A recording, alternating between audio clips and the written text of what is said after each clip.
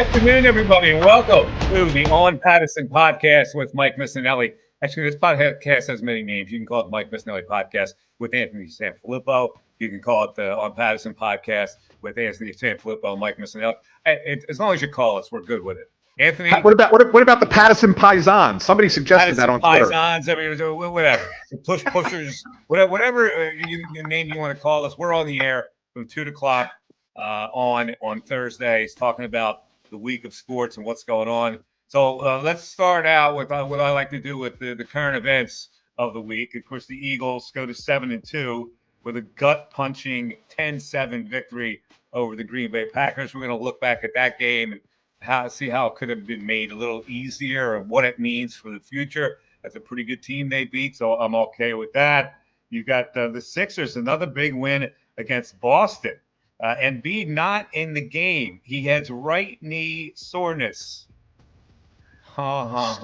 Surprise. It's not the left knee that's all banged up. It's the right knee, which he's usually had problems with as well. A lot of people forget that both knees have been problematic. But now he doesn't. I love this. He doesn't have structural damage. Yeah. I love when they say he has no structural damage. I don't know what that means. That means he can play? No. Doesn't mean he can play. It means he's going to nurse this injury again. And they wound up winning without him. A gutty win for the Sixers. Got some good play off the bench from a couple of guys. And then they play at the Pistons on Friday. So before we get to our other current events, how are you feeling about Embiid's knee? Well, would you say the difference between structural damage and just soreness? I guess that the only thing that you can say there is no surgery is going to be required, right? That's the only thing that you could actually take out of that. Otherwise, it's like, here we go again. Like, he's going to miss a game, 2 games, play one, miss one. I mean, that inconsistency is in the lineup, out of the lineup, doesn't help the team because you're not going to get them to gel. You're not going to get them to and figure out. We talked about this last week, Mike. How are you going to play with him in the lineup versus when he's on the bench? They don't get to figure that part out, and that's the part that's frustrating. Here's the thing about this. As you know, I have Embiid fatigue. Like, news like this just rolls off my back anymore. I don't even react to it. But it's clear to me that his knees are shot, both of them. And the only way you fix knees that are shot is you get them replaced. Now, replacement surgery is very in vogue. I've had a half of one, and I'm actually going in for another one. After I had a half of one, I performed anything that I wanted normally. I could run. I could. Now, I have yet to hear a knee surgeon say that if you get a double knee replacement, are you then done for the rest of your career, or could you actually play with a knee replacement?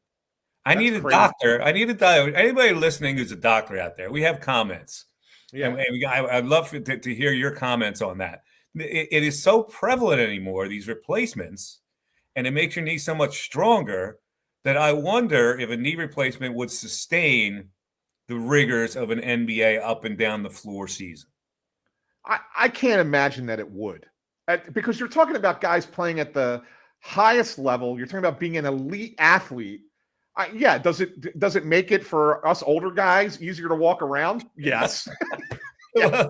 Well, I can tell you, I'm still playing in a baseball league. I'm still rounding the bases. I'm still diving for balls. I haven't had one problem with the knee replacement. And I started to think, I wonder, like, it's never been brought up. Yeah. Like a knee replacement, a bad knee. He's got degenerative knees. They're never going to get any better. The only way you're ever going to improve that situation where you can have a normal life is to have a knee replacement. And I wonder, if you have a knee replacement, could you still be able to play the minutes that he's playing now? That's a great question. I'm still going to side with no, but maybe there's a doctor out there that says, yeah, we're getting to that point medically. Maybe the medical technology is there to the advancements in medicine are there to make it happen. I mean, think back to, pitchers with elbow injuries before Tommy John, right? Like that was ending careers. And now you're able to come back after a year or so and play. This is a titanium insert. It Yeah. doesn't get any stronger than titanium, right? Titanium is stronger than bone. And what happens is that the ligaments form and they join around it just like it's bone. I Yeah. don't know. Maybe I'm talking out of my rear end here, but I'm just wondering. This situation is never going to get any better. So the only thing that can make it better is something drastic like that. You can't shoot it with PMP or whatever that procedure is, where you get blood platelets, but it's not going to get better for the guy. He's got degenerative knees. That's different than having injured knees. No, it's not going to get better for him. Whether whether he says he's healthy or not, whether he's playing through pain or not, it's not going to get better because he's getting older.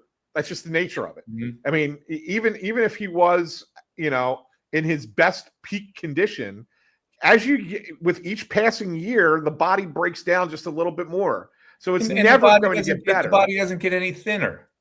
He's not getting thinner. Right.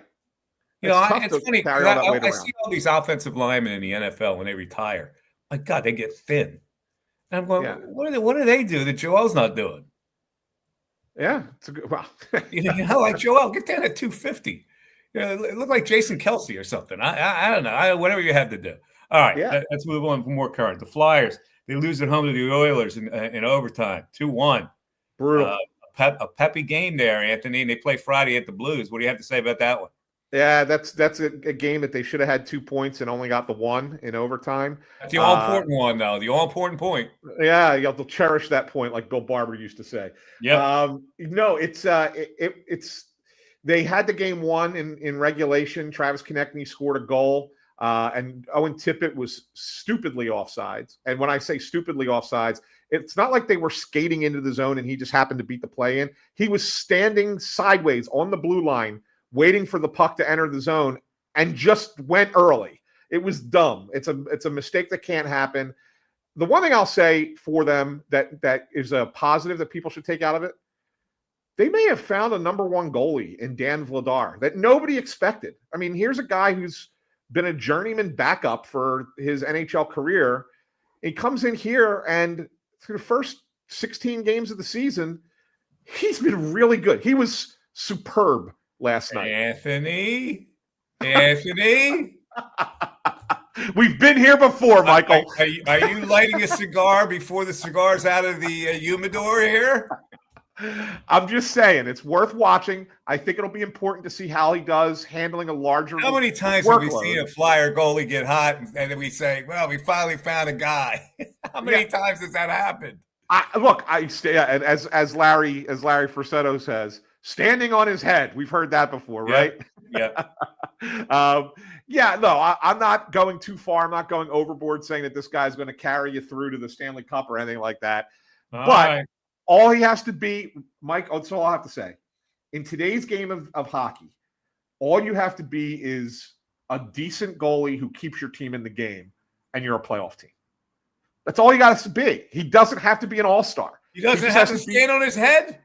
No. I don't know. Sometimes he has to be the equivalent of Jalen Hurts as a quarterback. Yeah, as a goalie. So. Is this team good enough for a goalie to be a game manager and get him in the playoffs? To make the playoffs? Yes. Yeah, you think they're good enough? Yeah. Without a significant achievement from the goalie. Yes, he just has to be a good game man. You keep your team in the game. You giving up between 2 and 3 goals a game. You have a shot to you have a good shot of making the playoffs. All right, let's continue on with the news. Jair Alexander. Boy, Jair, we hardly knew ye. He comes in for a day, and he's gone. He retires. What in the hell is that about? Yeah, we talked about this last week, Mike, that we were kind of perplexed by the trade, right? Like, it was like, well, what are you going and getting this guy from the Ravens for? Because he couldn't even get on the field for them, and when he did, he was god-awful. Like, why is that an upgrade? What's the purpose of that? Other than thinking that maybe you can find something that nobody else couldn't. I mean, the Packers gave up on him too. Like, I don't know. It didn't make any sense. And I don't know. He says mental health too. Maybe he's one of those guys, Mike, who just is a touch behind what he used to be and doesn't think he can get back to that level. and maybe the Eagles think they can listen, work I'm him and sure get him he's there. got some mental health issues over his career ending and the whole bit, and I Yeah. don't cast aspersions on anybody who does Right. that. But I wonder, like the reports that the NFL gets, they're pretty sophisticated reports, and I got to think that they heard from at least one or two people within the Baltimore organization that yeah, and they did it anyway. Yeah. And so I like it's not due diligent enough for the Eagles to Well, make a mistake like that. and I'm sure that this isn't, they're not connected, but this is the second guy that they've acquired this year who's retired on them. Yeah. And Right? they're not counting on the fact that these guys really don't want to play anymore. They're done. Yeah. And that's where somewhere along the line you got to read the tea leaves. Like, why would those players be available for such a cheap price? Yeah. We're not going to be fools by taking them. And as it turned out, they're kind of foolish now by taking them. Yeah. I mean, you had Darius Smith, and now you have this. I mean, that's, I don't know. One guy, you go, okay. Two guys, it's like, are you doing enough homework here? All right. What else is going on? Then we'll get into some meaty subjects here. Let's look at the winter meetings for Major League Baseball. All the freeloading reporters who get all that free stuff out there in Vegas, they get a trip in the warm weather. It's beautiful to be a baseball writer is the hardest. Being a beat writer is the hardest thing to do in sports media. But occasionally you get a bone, and you go to Vegas and you hang out there and you hang around the lobbies and you talk to Jimmy and Joe and you try to get a tidbit. And they're now back. So what does the smoke? Once the smoke cleared, what do we have here? Is there a Phil's trade to be made there? I don't think there is. Although Scott Lauber in the Inquirer did suggest one that was at least worth talking about. I don't think it's going to happen, but he made the suggestion that could they possibly trade one bad contract for another bad contract with the St. Louis Cardinals, and in some way go Nick Castellanos for Nolan Arenado. I don't know. That's an interesting thing to think about, but I mean, Arenado has as great a defensive third baseman as he still is and has been for his entire career. And he was a dude when he was with the Rockies. I mean, he was legit. But the last 3 seasons, he has tailed off considerably. And I don't know if you want to make a commitment to that. Is that even an upgrade over Alec Bohm at third? Defensively, it is, but is it an offensive upgrade over Alec Bohm at third? I'm not sure that it is. So, it still complicates your outfield situation too. So, I don't know. We'll continue to follow that. So that's what's going on, and we'll talk more about the baseball meetings in a little bit because. By the way, Mike, just so you know, in about a month, they have their winter meetings, which is the big one, right? That's the one where all the signings start happening and trades start happening. And that's in Orlando, Florida. Oh. I'll be there. Oh, of course. Why wouldn't you be there? It's Orlando, Florida. I'll be at that one. The mini bar's on Pattison. Might as well hit it. So anyway, just so you know, it is a good break every once in a while. That and spring training. All right. So let's now get to the main part of what happened currently this week. And it is A.J. Brown. More controversy. So let's kick off the show with our first topic, A.J. Brown. And there are 2 questions here before we get into the crux of what he said. One is it not time, and I know you believe on this, is it not time for the Eagles to get aggressive towards him at this point instead of being so passive and allowing him to just go off whenever he wants to go off? And the second question I have is, why is the questioning on this issue from the people who cover the Eagles so soft? I don't understand it. So first, let's get into what A.J. Brown actually had to say. You're going to have to give me a primer on this because I'm not a Twitch streamer. Oh, you think I am? Rondo played a game of Madden NFL 26 on a live stream against a player station user named I'm Open 11, who was reportedly Brown, and asked him over an in-game chat if everything was going well. Here's the question by the streamer. Everything been good, though? Everything been straight? Mental? Good? Kids good? A.J. Brown, the supposed subject. I mean, no. Where have you been? Family good? Yeah. Everything else? No. It's been a shit show. If you got me on fantasy, man, get rid of me. And then he continued, where he says, if you got eyes, you can see that regarding things not going well. It's the same things I've been saying all season. So me making light of my situation on Twitch with my friend, that's something I'm not going to apologize for because, like I said, you guys have eyes and you can see it. So that was the comment that he gave to the Philadelphia media when asked about it. He went on to say, after the game, I said all my right answers, and y'all still made a story. In that moment where I'm just talking to my friend, having fun with my friend, I'm not apologizing for that. It's not that I was throwing anybody under the bus. I'm literally trying to laugh through this shit. This shit is tough, but I'm trying to make fun of the situation to try to get through it. That's what it is, man. Well, a lot to unpack there, so I'll let you start unpacking.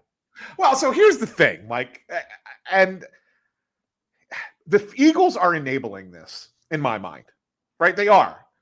At some point, if you're his employer, you're paying him this ungodly amount of money to be one of the top wide receivers in the NFL. At some point, you got to sit down and say, enough. That's it. You don't say anything publicly like this anymore. Otherwise, there's going to be something punitive. You just have to say it. And maybe they have and he's ignored it, then you have to say it publicly. You have to beat him at his own game. And the fact that they're not doing anything about it, and the fact that Nick Sirianni's still going on the radio and saying, oh, AJ's all in. I don't want to speculate about what he's talking about. Stop. All right, here's the counterpoint to that. Oh. If you do that to a player in this day and age, you've lost them. And you need him. Okay. But do they? Do they need him? Well, you're not using him now. Of course they need him. I mean, they're not targeting him. I get it, but certainly they need him. Let's hear what AJ had to say about this, discussing the comments. I paraphrased it. Let's hear the actual quote from AJ. My situation. I mean, guys, like, obviously I want to win too, and I think if we're really focusing on winning and doing our job, like, we can't just keep slapping the Band-Aid over the defense doing their job and getting us out of trouble. Like, at what point are we going to pick up our slack as an offense that we're so great, and that's what I'm getting at. It's not about we're not winning or I don't care about winning. All I care about is stats. No, it's been week after week sometimes we're not contributing, we're not doing our job on offense. So you can't just keep slapping the Band-Aid over that and you expect to win late in the year and you think you're going to go to it at the end of the year. It's not going to happen. I'm sorry. It's not going to happen. It's not going to happen. And last year, what it was, thank you for the ring, but it's a new season. They adapted, we have to adapt, and we have to continue to, get better and try to find new ways. So that's where the frustration comes in, because it's not about winning, you guys. I want to win, yes. I want to help contribute as well. Do our thing on offense as well. I think that's fair. Go ahead. Do you feel like you're misunderstood in that? I don't care if I'm misunderstood. I stand up in front of it and fall on that sword over and over again. It's about doing what we're supposed to be doing on offense. And if we are really in this business, we're trying to get better, we got to do what we got to do. All right, that wasn't exactly, he wasn't talking about that Twitch stream broadcast on that one. I don't know. Do we have that, Matt Miro, where he's talking about the actual Twitch stream? Here comes Matt. Matt's going to pop in here. The cut does go on if you want to keep playing it, Mike. I think he does go on. He talks about it. He does, yes. All right. Let's just have a discussion on what was just said. Yeah. He wants to win. They're winning. It's one thing if they were losing and he was not getting the football, and that was contributing to them not winning. They are winning the games, and Devontae Smith is having a good year. You would think he'd be happy for his teammate, Devontae Smith. I don't know why he's not getting the ball. I'm on the record, Anthony. You heard me last week. Yep. When you got a diva like that, you get him the ball. We got Brian Westbrook on the post-game show the other day. He said the same thing. He brought up T.O. These guys, you lose them. When you don't get them involved, you lose them. And when you lose them, you lose a little bit of part of your team. So as I don't know, hinky as it is, you have to feed a guy like he's a baby, a Gerber baby food with a spoon, with crushed plums. Sometimes you got to do that. Do you not? And he's only getting targeted 3 times a game. Now, would I like a receiver to shut the hell up? You're damn right I would, because they're winning games. But this is not that kind of character that's going to shut up. So you either do what you said, which I don't think helps at all, which is to put him under the gauntlet and say, dude, behave or else, because that's the type of guy that will go south like T.O. And as Larry says, like, I'm afraid this is going to end with AJ in his driveway lifting weights. But you know what I'm saying? These guys are a different breed, these receivers. They are. And I do side partially with AJ Brown, because I do think that you're right and he's right, that they got to figure something out. There's something not right with this offense. And we have another comment from at Saturday Again, says, I'm with all truth tellers. AJ sees the difference between this year and last year, but can't throw Patullo under the bus by name. I'm not 100% sure that this is about the coordinator. I kind of think that his complaint, as it has been since 2023, is with the quarterback. And I think it's not that he doesn't think that Jalen Hurts is a good quarterback. I think that he thinks Jalen Hurts is too conservative of a quarterback. And what I mean by that is, what is A.J. Brown's greatest ability as a receiver? He's not a speed guy. He's not running past corners, right? Using his body, getting leverage. And going up and getting a ball, right? Yes. So he wants the 50-50 throws thrown his way because he feels, I'm going to outwork the other guy and get that ball. And Jalen is so adverse to turning the ball over that he doesn't want to throw a 50-50 ball. He only wants to throw it when his guy is open. And I think that's why you're seeing AJ be upset at the fact that he's not getting the throws. All right, I got that, and it seems so fundamental to get him a certain type of pattern, that slant pattern. When you put a guy in motion away from where AJ is, the guy's got to flow. That maybe you get single coverage. That slant, it's impossible to stop. I don't understand why Patullo doesn't go to that many times a game. I've said that until I'm blue in the face. I can't say it anymore. I don't get that whole thing. But the other part of this is, you got to beef. Get to the guys. Get to the offensive coordinator. Get to the head coach. Say, listen, coach, I'm really frustrated. When he does this thing with the media, it puts everybody else. It makes them uneasy. Yeah. It just makes a team uneasy when you got a guy that's chirping off like that. You don't know what to say to the guy. You don't know how to walk around him in the clubhouse. And this is supposed to be a together team. Yeah, look, I think this is one of those two things can be true at the same time. And I think that what AJ is saying is accurate, but the way he's presenting it is not good for the team in general, because it becomes a distraction. And that's why I think that the solution is, maybe it's a combination of things, Mike. Maybe it's, we're going to address what you're talking about, AJ. We think that we've heard you. You've made your point clear, and we're going to address that, and we're going to fix Please don't say anything more. But shut the hell up. But shut the hell up. And if you don't, and so where he goes, oh yeah, suppose I don't shut up. But then what do you say? Fine, we're going to fine you. Oh, we're going to fine you. We're going to suspend you. Yeah, you want to do that? You want to see how I play? I'll read a damn book on the sidelines the whole game. Would be great for us. I'll eat Haribo, those gummy bears Yes. on the sideline, and I won't go in next series. It'd be great for us. You're playing with dynamite here. That's the point. Yeah, so but I'm going to say this is more, obviously, I'd be an idiot to say it's not AJ's fault for chirping, but it's also the Eagles' fault for just give the guy a pacifier. For crying out loud, is it that hard to give a guy a pacifier when he needs one? So let me play devil's advocate for you here just for a second. Go ahead. So let's imagine that they do what they're doing, keep handling it the way they've been handling it, right? But over the course of the next couple of weeks, they start to lose some more games. Let's say they lose to the Lions, offense looks bad. They go down to Dallas, lose to the Cowboys, offense doesn't look good. Who's at fault at that point? Right? Are we still blaming AJ? Or are we blaming the? No, we're not blaming AJ. We love to blame head coaches and offensive coordinators. Right. We love it. Yeah. He's going to escape that criticism because now people are going to say, "You see, he's right." Yeah. They're running the risk of having his chirping be right because Correct. they don't get him the football. Correct. So Correct. they're going to turn on Sirianni. They're going to turn on the offensive coordinator, Patullo. So it's up to the Eagles to fix it. Of course it is. But you Yes. don't fix it by saying, shut the hell up. Well, no, it's got to be both. I think you got to give him the ball, too. I don't think you can shut the hell up them. Okay. That's old school, and you're going way back to the 60s. The 60s. All right, I got to rant here because Nick Sirianni's been asked about this thing. Yeah. So, all right, how many people cover the Eagles? Probably what? Well, outlets, probably like 12, 13 outlets. All right, so outlets. there's probably 30 people there covering them. Yeah.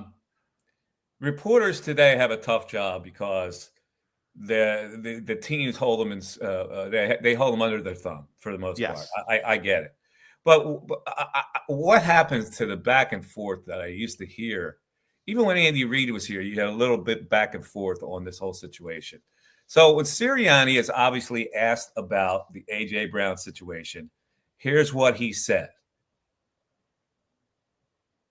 Kind of business as usual with AJ. I mean, his latest comments. There he is. There's made Nick. it seem like it's not business as usual. Like, how do you kind of reconcile that with him? Yeah, guys, I'm close to being done answering these questions with this. Like, he's working hard, and he is a big part of this game plan, and it'll be a big part of the game plan going forward. And he's working like crazy when he's here, and I'm excited to have him. All right. You cannot, as a reporter, let him get away with an answer like that because he didn't even touch on the issue. The issue is you have a disgruntled player, and as a reporter, a follow-up question is, wait a minute, Nick, hold on a second. This could really be causing a rift. This is not happening. It's happened more than once now. He is obviously not happy with the situation. How do you plan to placate him? There's got to be some more of a back and forth discussion. I'm sickened when I don't hear that back and forth, and he gets away with a lame answer like that. I'm with you. I'm with you 100% on this. I told you I'm not all in on this guy and have not been. I know he's won a Super Bowl. He probably has to win another one to finally get me on board. But I just don't like the way he handles things. I think that there's a better way to be a leader of men. He needs to be pressed on in that situation. He gave an answer he thought people were going to run and go away, and they did. They ran and they went away. The question has to be, hold on, Nick. Nick, do you not agree that this kind of a situation may be causing a rancor in the ranks of your football team, and you proceed on from there? Yeah, from what I understand, Mike, because I don't want the clip to just stand alone. And the reason I'm saying that is because we're going to talk about another big issue later on that has to do with just the way a clip stood on its own. Apparently, there were several other questions about AJ prior to that one. That was just happened to be the last one. Okay. And so I think that it was just like, all right, I've said all I can say. I'm not going to say anything more. So I don't know if the questions were pointed as yours was. Maybe they may be pandied around it a little bit. It's very possible. But the reality of it is that he's not going to say anything. They asked him this on the radio as well, and he gave a very similar answer. Like it was a non-answer. When guys give you a similar answer, then you got to keep going to try to get a different answer. That's my whole problem with the journalism today. There's so many people asking questions that they give up, and then somebody yells a question, and you lose the focus on it. He can't be allowed to just let that hang out there. A.J. Brown has made it a big controversy in this city. Not 1 week, not 2 weeks, about 3 weeks now. This has been going on. So you got to get to the bottom of how is this affecting the team? Are there any plans for the team to sanction them? Do you care about sanctioning them? Do you think if you don't sanction them, it'll just go away? There's 100 different follow-up questions in there. Yeah, and so, Mike, here's what this is my take on things, just as somebody who's down there for at least for two teams. And you're right, it's a very controlled environment anymore. It's not like it used to be where you just got to talk to guys one-on-one all the time or in a very small group. It's all press conferences. There's always cameras. Everything's documented forever and ever. Like you can't have those private conversations you used to have to get the real crux of what's going on. And that's why I hate press conferences in general. So it's a little bit harder in the way it's structured today for journalists to be pressing on those things. That doesn't mean it can't be done. It still can. It just can't be done necessarily in that setting. Listen. Here's a typical example of a fan who enables it, who enables this type of non-coverage. Mark Top Dog Melise. Why keep digging? Let it go. Why keep digging? Let it go. It's a journalist's role not to keep digging. That's what a journalist's role is, to get you some information. Did you understand what this wide receiver said today? He says he has absolutely no problem saying what he had to say. Yeah. It's nothing. Making light of my situation on Twitch with my friend. That's not something I'm apologizing for. Because, like I said, if you have eyes, you can see that. After the game, I said all the right answers. You still made a story. In a moment where I'm just talking to my friend, having fun with my friend, you're not having fun with your friend. You're taking a passive-aggressive shot at your organization. Yeah, having fun with your friend would be like a private phone call. You're on a Twitch stream where you're taking a thousands point of to people put out publicly. And somebody said, well, why keep digging? Let it go? Yeah. I'm asking Sirianni the questions. Remember, HJ's already answered the questions. He's already had to say what he had to say. I'm asking the head coach how he feels about he's got a renegade player on his hands right now. How do you plan to deal with it? Because it affects the whole organization and the whole team's success. That's why we asked the question, Mr. Top Dog. Yeah. So here's another one, Mike, and this is a good question for you. Since you've already given what you would say to Nick Sirianni, if you had one question for AJ, what are you asking him? This is from Life is Dope 95. Wait, what question I'm asking AJ? Yeah. The question I'm asking AJ is, AJ, you seem to be winning football games. Does it matter that you're winning football games and you've become not a major part of it? Or do you have to be a major part of it for you to get satisfaction to win a football game? It's a good question. It's a good question. What can he possibly say? Well, yeah, I want to get mine. And if he answers it that way, you got a monster story. Right. That's good. It's a good point. It is an easy question. All right, let's just take a look back at before our first commercial break. Yeah.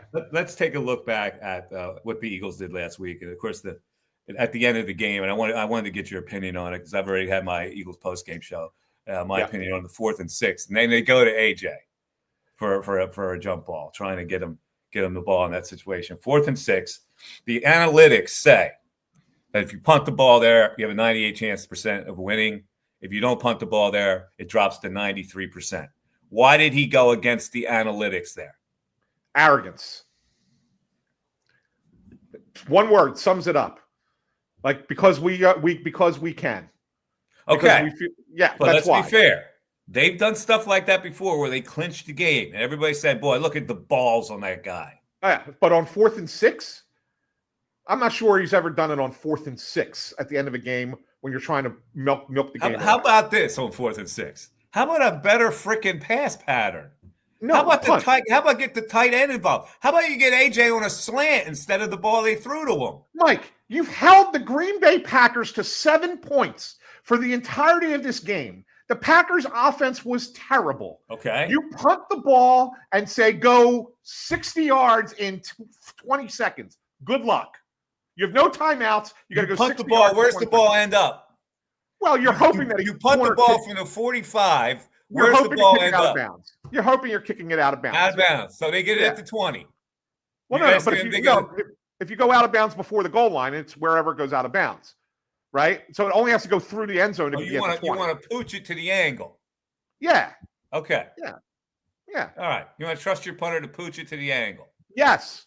And then say that you haven't been able to do anything against our defense other than one little drive that you had in the 4th quarter. That's it. Done. Go ahead and try and go down the field. If you do, good on you. And you're only going to tie the game. You're not going for a touchdown. You're not at risk of losing the game on that drive. And I'll say something else, Mike, because I don't think anybody's talked about this enough. The drive before that, right? When they gave the Packers and now Packers turn it over, a good defensive play by the Eagles. It was Blankenship, right? They knocked the ball out. why are you throwing on second and third down and not forcing them to burn their timeouts and milk the clock? Two misguided throws. Like, what the hell are you calling there? That doesn't make any sense What's either. funny about that is they do that, and then on the final drive, they run 3 nondescript running plays and set up that 4th and 6. Yes. Yeah, Patullo sometimes confuses me. He really does. I don't know. It seems to be an easier way that they could have called that game in the end. However, they won. And here's the thing, Anthony. This is a 7-2 team. Yep. They're number 1 in the power rankings, and yet people in this town are still skittish about them. I want to talk about that on the other side. Let's take our first commercial break. This is the On Pattison podcast with Mike Missinelli and Anthony Sanfilippo, and we're back after this. Hi, it's Pete from Chicky and Pete's. Warm up this fall with an incredible seafood boil. Try the Uncle George with succulent snow crabs, tasty mussels, and shrimp. There's the Pete's Feast with 2 pounds of sweet succulent crab legs, a dozen shrimp, clams, and a pound of mussels. Or create your own boil. Add a lobster tail or a delicious Dungeness cluster. Include smoked sausage, corn, and potatoes, served in our tasty broth, made with white wine and our signature seasonings. A shellfish lover's dream at Chickies and Pete's. Are you living with relentless pain? St. Mary has a new way to help. Knee and hip replacements with a smarter process for faster recovery, earning prestigious awards for quality and value. A rapid recovery program has you walking just hours after surgery, and breakthrough advances such as custom-fit joints position you for a longer pain-free life. 215-710-5888. St. Mary Orthopedics. It's your health. Expect more. Your day-to-day life is hectic between having to pick up the kids, make dinner, the countless other tasks that you got to get done. Rob's Automotive and Collision is there to make your life a whole lot easier. Make sure you take advantage of their spacious waiting rooms, the large flat-screen TVs, complimentary coffee and muffins, and free Wi-Fi. So even when you do have to stop, Rob's is there to make you feel right at home. Give Rob's a call today at 215-826-9200 for any of your auto repair needs. The Peruzzi Automotive Group on Business Route 1 in Fairless Hills is looking for auto techs, all skill levels. Here's a chance to work for a locally owned family business that offers many benefits. For more information, call the service director, John Damarotis, at 215-943-6200. That's 215-943-6200, or visit any Peruzzi service department. All right, we're back on the On Pattison podcast with Mike Missinelli, Anthony Sanfilippo with me as well. Okay, let's look at this team where I go, people just, if they don't have a complaint about this team, it doesn't make their day. They're lost. You have to have a complaint about the Philadelphia Eagles. You have to be dissatisfied. They're 7-2. They're atop the power rankings in almost every power ranking that's out there. There's a couple teams breathing down their neck. I get it. This is a good, solid team that's not perfect. No team in the NFL is perfect. There's not a perfect team in the NFL. These teams lose like I've never seen. The Buffalo Bills losing the games they lose. The Chiefs losing the games they lose. The Ravens, the way they started the season. All these so-called good teams fall apart sometimes, depending on whether you're coached enough and whether you're emotionally ready to play. So what is it about this town that Philadelphia Eagle fans, I'm going to give you an example. Steve Hartman here in our chat. How can a team that's won 22 of its last 25 games have so many question marks? The offense has never found true consistency. It's either hot or cold. They're 7-2. The NFC champ and the Super Bowl gave everyone the impression that this offense could evolve into a legitimate passing powerhouse. But now we've reverted to a more conservative approach. Why? Because they have a running back who was, considered the best in the league. And they're taking heat off the quarterback, who's not exactly a top 5 quarterback. Let's face it. What Jalen Hurts is a nice quarterback. He's not an elite top 5 quarterback. Steve goes on. Are the Eagles choosing to hold Jalen back, or is he simply proving to be an average quarterback? I just opened that box right for you, Ant. Climb right in. Well, I think that you're right. Jalen Hurts is not an elite quarterback, but I also don't think he's just average either. I think he's better than average. No, he's not a top 5. He's in that 5 to 10. Yeah. I'd probably have him closer to 10 than 5, but that's okay. But if you're a top 10 quarterback in the league, you can win. Like it's last year was evidence of that. The reality is that you don't have the running game you had last year, so there are more visible warts. And I think that the city is also concerned, Mike, because we've seen a version of this before where the team was winning games and then fell apart at the end of the year. And I think they're hurt by that, right? They're scarred by that, and they don't want that to happen again because 2023 sucked around here. Like that was the end of that season. There was no one in this city who thought going into that playoff game against Tampa Bay in 2023 that the Eagles were going to find a way to win that game. Like it was the funeral march, that game. Everyone knew going in that week leading up to it that that's what it was going to be. Fans don't want that version of the Eagles again. They don't want this to be an every other year thing with the Eagles. And I think that's why they're looking for something to complain about. But look at what they are. Like, do we complain about their defense? We complain in a couple of areas of inconsistency. They haven't found that cornerback yet. But, against Green Bay, look what they did. They were impressive as hell. Oh, on offense, they still have personnel. It's not like they lack for personnel. Something's not coming together properly. They haven't found the elixir to get that offense rolling the way it should roll. But they're still, with all their awards, they're still better than anybody else in the NFL. Yeah. But John Lucas Adams agrees with me. He says, I'm exactly right. The lack of a consistent running game is exposing the offense. Run sets up the pass, basic 101. Okay. Then that's up to Kevin Patullo. Because if the running game is not working, for whatever reason that is, they're stacking a box, they're playing them differently, the offensive line has been banged up, Saquon's a step slower, whatever it is then up to Kevin Patullo. If they're trying to stop me from running, I've got to be sophisticated enough to get some offense going, even if it's dink and dunk, even if it's checkdowns, even if it's to the tight end in the middle of the field, even if it's going for a long ball with Devontae Smith. I've got to be able to do some things off of play action, maybe. Yes. I think that their offense, it's funny. Who was it earlier this year that called the offense boring? I forget who it was. Somebody. Drew Brees. Drew Brees called it boring, right? He said the Eagles' offense is boring. He's right because it's predictable, and I think it's. Well, who's the culprit? Who is it? Is it Patullo or is it Sirianni? Well, I think it's both in the sense that last year I thought it was pretty predictable too. The difference was nobody could stop the run last year, so it didn't matter that it was predictable. You knew what the Eagles were going to do last year, and they still did it, and they ran right through you. So it didn't matter. This year, it's predictable, and teams have figured out how to stop the run for whatever reason. Obviously, some of it's injury related on the offensive line, but teams have figured it out, and now the Eagles have not adapted to give them anything else. They're proving to be a little bit of a one-trick pony offensively. And that's what it is, unfortunately. All right. So they can still win. Obviously, they can still win that way, but it's not going to be easy. The Lions on Sunday night. The Lions are second in the league in points.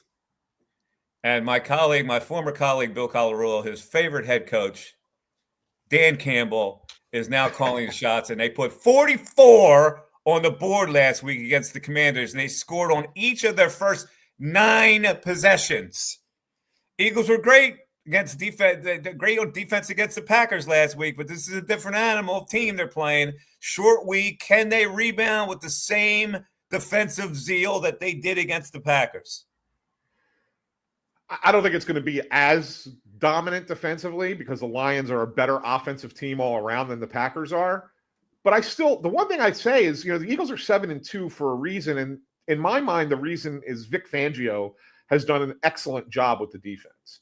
And I think that when you look at the way that this team plays, they come to play and they put a lot of pressure on Jordan Love last week. Like you said, the one cornerback spot is like their real weak spot. But other than that, the front 7 have been really good for them. And I think, you put pressure on Jared Goff. I think he's another one of those guys who looks worse when he's under pressure, like a lot worse than he is when he's under pressure. So I think they're going to find ways to get after the Lions. The Lions aren't going to put up 44 against the Eagles. That much is for sure. The question is, how much can the Eagles limit them to? And if so, whatever that number is, can the Eagles offense then put up enough to beat them? That's what the big question is going to be. And here's the key to the game. Here's the key for the Eagles defense. The Lions use play action. Yeah. They used it 47% last week. The Eagles have had some challenges defending play action. They've given up the highest rate, second highest rate in the league against play action. Jahmyr Gibbs is on fire, 15 for 142 last week. That is a bad combination if they utilize play action well, and they got that guy firing. Yes, because the Eagles, the Eagles front seven is an aggressive front seven, and so if they are utilizing play action, the idea is that you're probably hoping to catch them being a little over aggressive, and you might be able to find some spots to beat them within the short passing game over the middle. Little quick slants, out routes, guys in the flat, a little, be creative with that offense. And the Lions can do that to you. I don't know. There's something about this matchup that I like for the Eagles, Mike. I really do. Yeah. What's the line on the game for right now? The Eagles are the Eagles are 2.5 point favorite. Eagles are 2.5 point favorites. Yeah. Yeah. Okay. I know. It needs to be higher than 3. Otherwise, it's showing it's a Lions line. It's a Lions line. Yeah. But let's talk about the quarterback. They got good pressure last week on Jordan Love. Really did. Yes. Goff is really good under pressure. He was pressured on 42.4% of his dropbacks last week. He was 9 for 14 for 107 yards when pressured. Did not take a stack. Gets the ball out quick. I don't like this matchup for the Eagles. Yeah, see and I know that last week those numbers are what they are, Mike, but you're throwing against the Commanders' defense versus throwing against the Eagles' defense. And so I think when you pressure a quarterback, a lot of that has to do the quarterback's success or lack thereof against the defense under pressure has a lot to do with how in sync the front seven is with the secondary. And I think that this Eagles team, for the most part, is good in coverage. Other than, like you said, the second cornerback is an issue. But the slot, there's nobody better in the game right now in the slot than Cooper DeJean. He's fantastic there. We know how good Quinyon is. The safeties have done a nice job. And then even the linebackers covering backs or tight ends out of the backfield, Bond does a great job of that. I think it's a really good combination. So as long as they're getting pressure on Goff, I don't think he has the same success against the Eagles throwing the ball under pressure. But the key is getting pressure on him. If you don't get pressure on him, then he's going to pick you apart. Okay. Seems to be pretty good against pressure. All right. Now, speaking of the Lions, we got a couple of cuts here. How tough it's going to be to play here in Philadelphia. Dan Campbell, of course, a former pretty good tight end in the league, a toughian with the Giants, especially remember him. Here's what Dan Campbell had to say about playing. This is courtesy of 97.1 The Ticket. Courtesy of that, and this is how he feels about playing in Philadelphia. Place to play. I mean, it's electric. It's had batteries thrown at us, spit on. It's just the classic stuff, man. It's probably the most hostile place to play. And then going into the stadium, leaving it during the game. Things have backed off a lot now since. Back in the day, like some of these things you can't do anymore, but, I remember Strahan in 99, maybe it was 99 or 2000. Anyway, I think it was 99. Strahan, I think we were in overtime. Anyway, he took I think it was a fumble recovery all the way back to the house. We won the game because of that, so we all go back there to meet him, and I just see this. It was like a 64-ounce cup this guy had that was full of tobacco spit. And I'm running over there celebrating. He just pours it on Strahan's back while everybody's running over there. I backed off at the last minute. Yeah, good call. But, just stuff like that. So it's a hostile environment. I mean, it gets you fired up.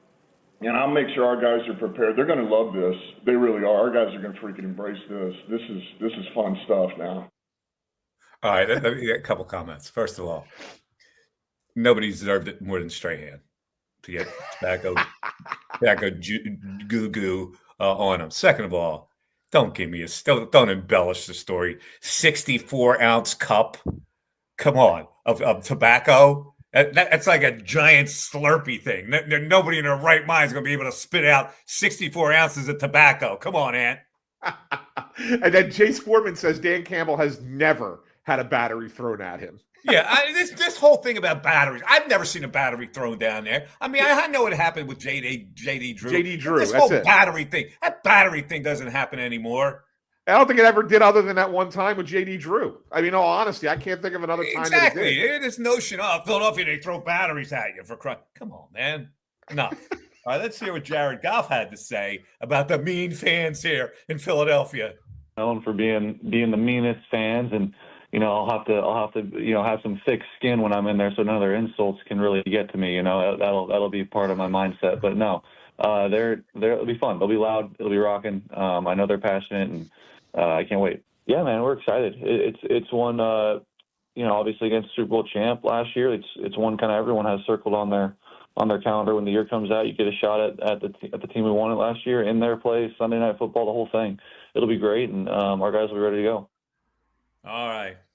Thick skin, Mike. It's got to have thick skin so we don't hear the insults. Financial crowd is not nearly as crazy as the crowds that used to be. At the Vet. No, it really isn't. It's a just country the nature club. of the stadium. The stadium is so weird. It's a country so club. Spread out and it's parsed with all these lounges and stuff. It's just, Yeah. It's not total concentration on the football field.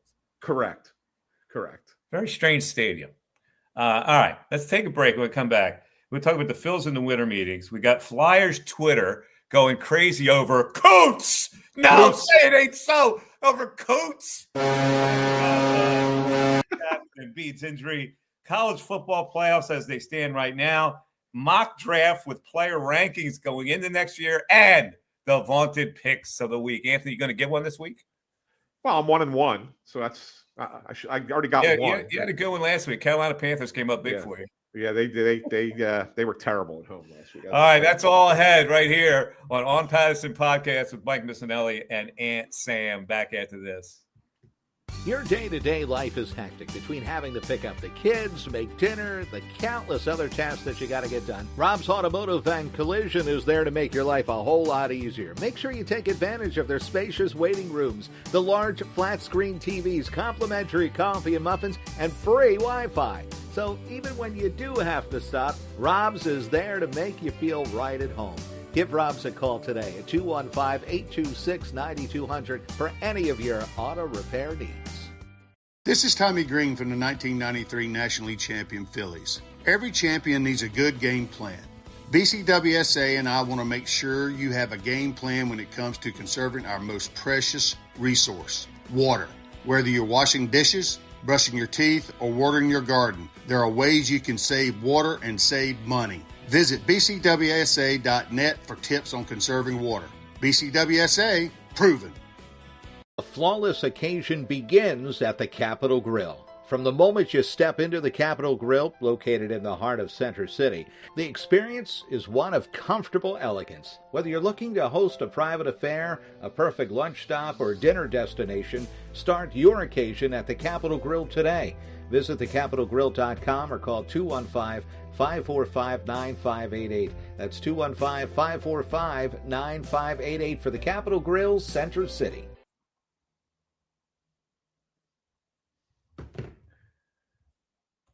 All right, here we are back again. It is the On Pattison Podcast with Mike Missinelli and Sam Filippo. We haven't talked Phils yet in the winter meetings, but they were in a little bit of a winter meeting situation over the last couple of days. Let's start off with Harrison Bader's tweet, Ant, which you thought was not conclusatory.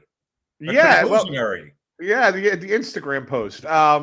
He did like this little. The timing of it was interesting because he's a guy who doesn't like post regularly on Instagram, right? So he only posts every few weeks or so.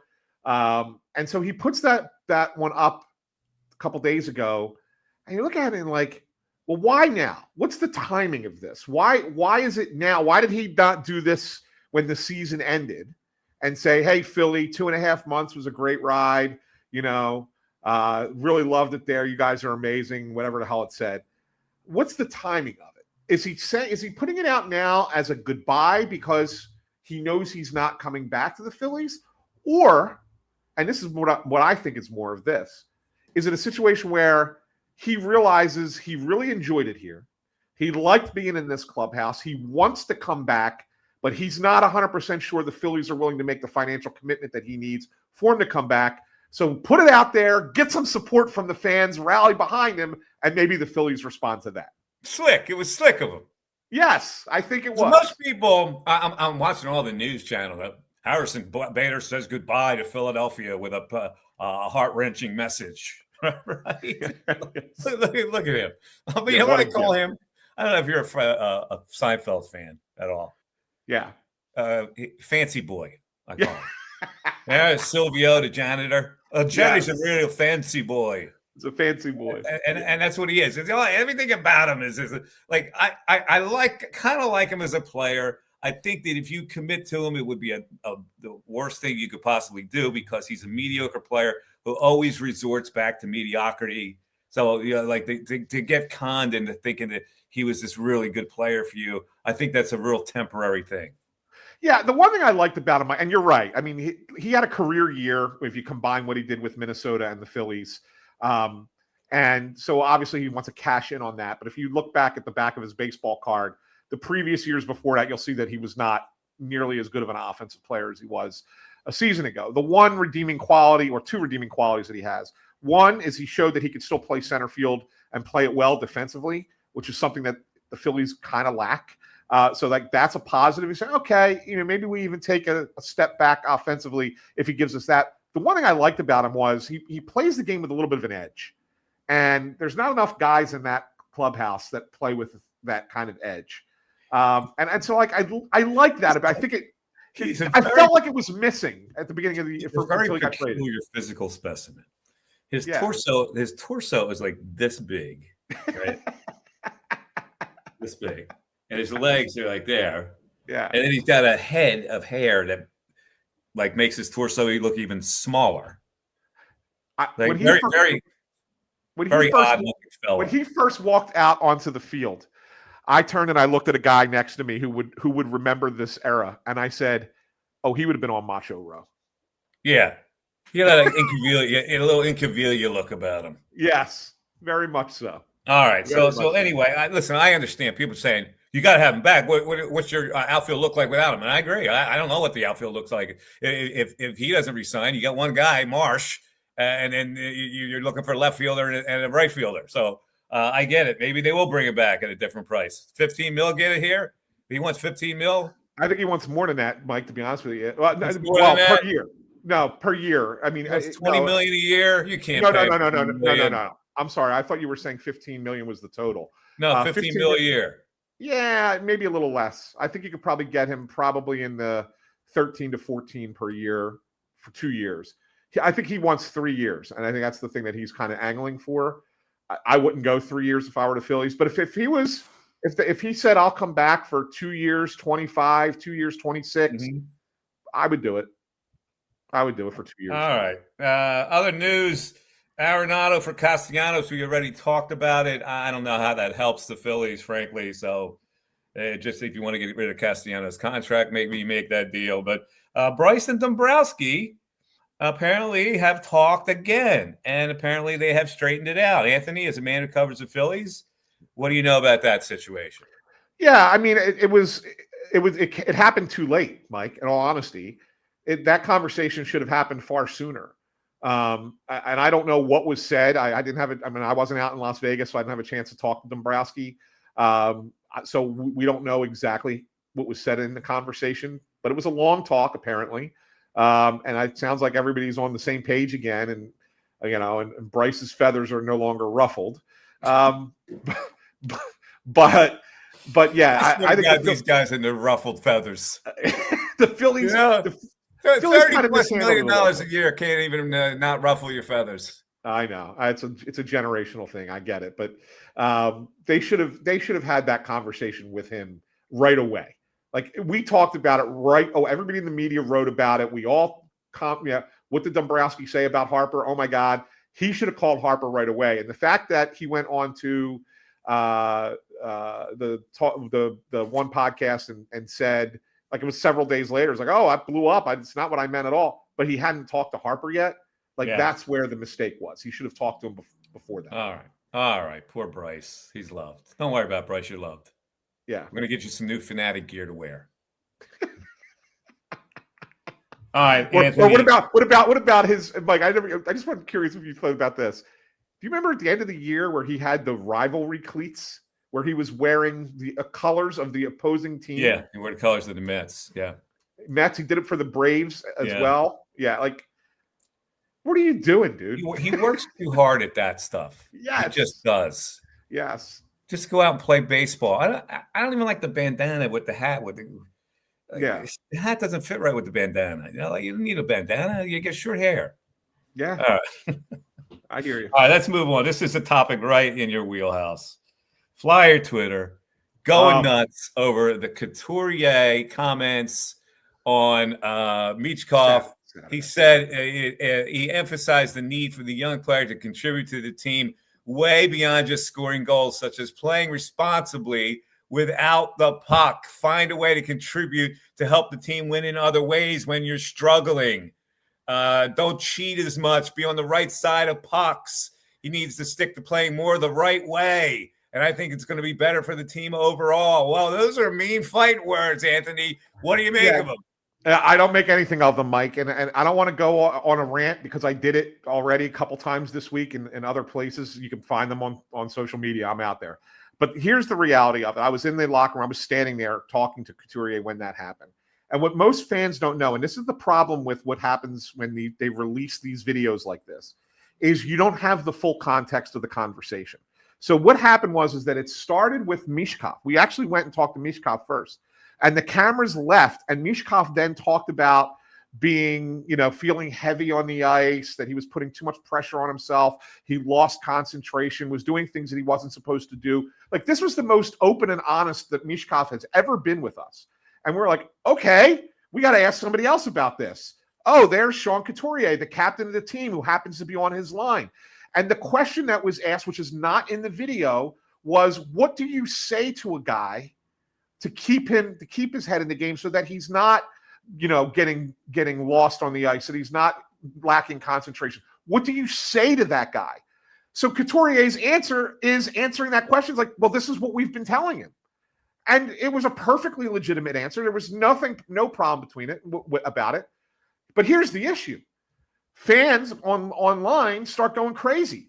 And they start doing their internet sleuthing, and they're starting to piece together their Zapruder filming like an offsides and overtime to say that Sean Couturier is pissed off at Michkov. And then he makes these comments, and, they're trying to ruin this young superstar player, and how dare he? He's a relic from an old era. Get rid of him. And they start going crazy. And then it's picked up by people who do what we do, and they're talking about it, and it becomes viral. And it's stupid. It's not real. I walked into the locker room the other day, Mike, and I'm waiting for Couturier to come to his locker, and he looks at me. He goes, "So, do you want to ask me questions, or do the people who never come in here want to ask me questions?" Like he knew right away. Like it's silliness. He was paying the guy a compliment and saying answering the question as it was asked. He was not criticizing. Yeah, well, he's pretty much a class act too. But yes, 100%. When the comments come out like I just read them on like AI, they do seem to want to sting. And let's face it, there are some players that are favorite sons here. How about Michkov being a favorite son? You can't criticize the great Mich. He's the future, right? Right. I mean, look, it's okay to point out what Michkov is doing wrong. He's doing a lot right. He's scored goals in 3 straight games now. He's kind of turned it around. He's figuring it out, which is good. But he still makes mistakes that are mistakes of youth, that are he's 20 years old, and he's going to make mistakes. It's okay to talk about them. It's okay to identify them. Yeah. You're not criticizing him. You're just pointing out, hey, this is what he needs to do better. Flyer Twitter. Those Flyer fans are very sensitive lot, Anthony. Oh, it's not like the old days, Mike, where they were just the Stepfords. Remember the Stepfords? The Stepfords were the. I hated the Stepfords. You did. They were better as Stepfords than what they are now. I prefer the Stepfords than. What's the difference between the Stepford of years past and what they are now? The Stepfords in years past, the Flyers could do no wrong. They took everything. They didn't matter, right? They could do no wrong. The Flyers are awesome. They're 100%. Now they complain. They actually complain. Oh, it's nonstop. It's nonsense. I mean, the team's in a You know, that playoff might stop spot. that. How about getting into playoffs? That might stop. Well, that's the thing. They're sitting in a playoff spot right now. I know it's early, but they're sitting in a playoff spot right now, and all fans are doing is bitching, like about the team, and they're not going to be good or whatever. What you're doing with the Eagles. I It's get like, it. come on, man, relax. We got a couple of comments on here. It says, I think you guys will kill this idea. Yeah, I can tell you I'm going to kill it right away. What if the Eagles brought in Brian Dable as an offensive consultant? Sure, the Giants fired him, but he knows RPO and he's familiar with Barkley and Hurts in Alabama. Familiar with Barkley in Alabama? Where is he familiar with Barkley in Alabama? Oh, he's familiar with Barkley and Hurts in Alabama to help out the OC. Come on, man. I need Brian Dable to come in here to get some things going. How did that work? Has been around this offense for the last 3-4 years. How did that work when they brought in the defensive consultant a couple years ago? No, it didn't work out. Matt Patricia? Yeah, that didn't work out, right? So no. Did not work out. Here's another one. Dario Mungus. Love you, Mike, and miss you on the radio. But look, AJ is not a problem. Patullo is. AJ is a problem. Yeah. He's not the problem that maybe you're thinking he is, that I'm saying. He is a problem in that he is talking when the Eagles are winning. If you are talking when the Eagles are losing, then you make a better point. When they're winning and you talk, you just look like a selfish diva. That's all I'm saying. All right. The Eagles could fix it, Mike. They've let this go on. Let's take one more break. When we come back, I want to know. I want to discuss a little subject that I know you're near and dear to the fanfare over the Eagles. The Sixers bringing back their black jerseys with the sparkles and bringing back hip hop. Anthony's got some stuff to say about that after this.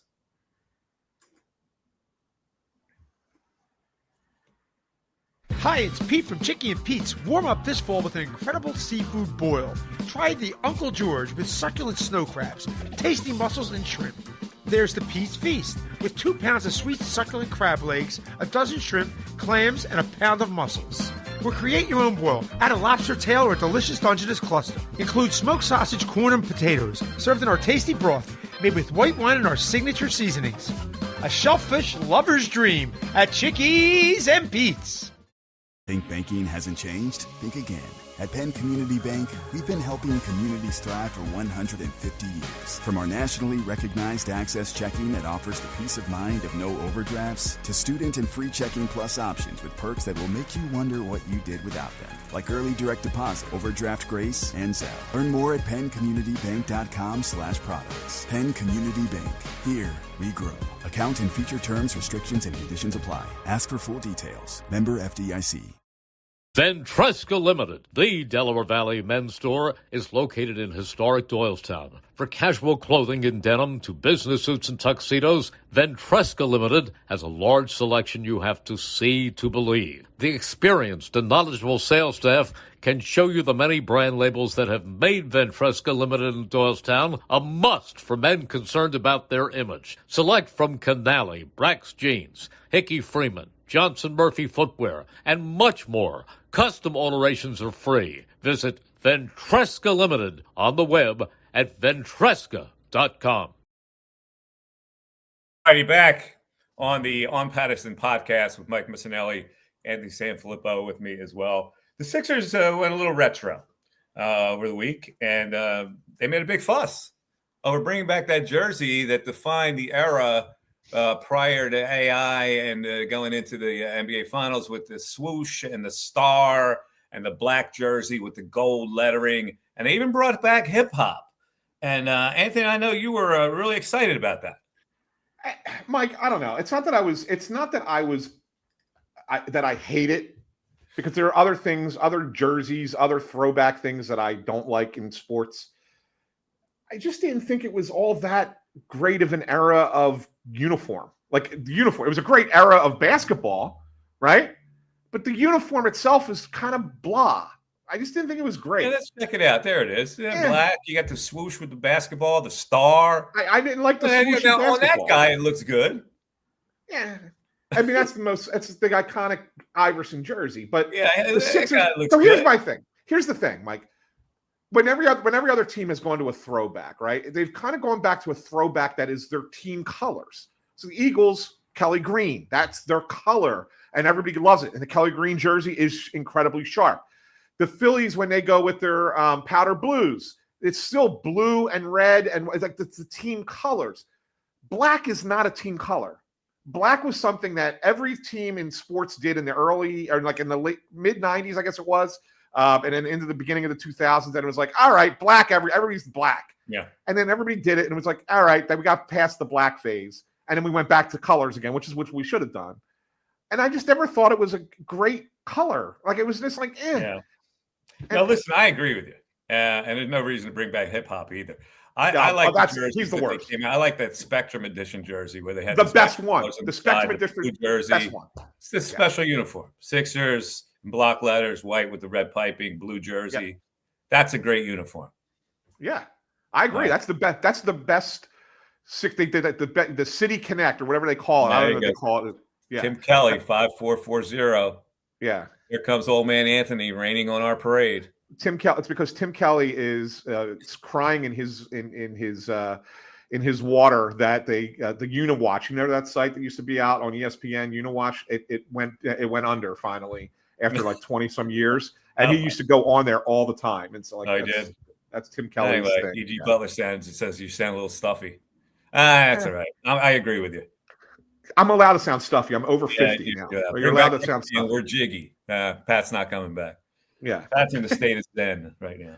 Yeah, exactly. All right. Time to move into some picks of the week with some college football news, though. The college football playoffs, as they stand right now, I thought I would educate some people here because it'll lead into one of my picks. Okay. 8-9 right now. Oregon at ND. The winner plays Ohio State, the number 1 seed. 5, Georgia. 12, South Florida for right now. The winner at 4, Alabama. Mississippi. Ole Miss is 7. Texas is 10. They're in the playoffs right now, and I'm picking against them this week. They have Indiana waiting for them for the winner there. And then how about the catch by that kid though at the end of the Penn State game for Indiana? I blocked it out. Was there a catch? It was incredible. Was there a catch? That game was a superior catch.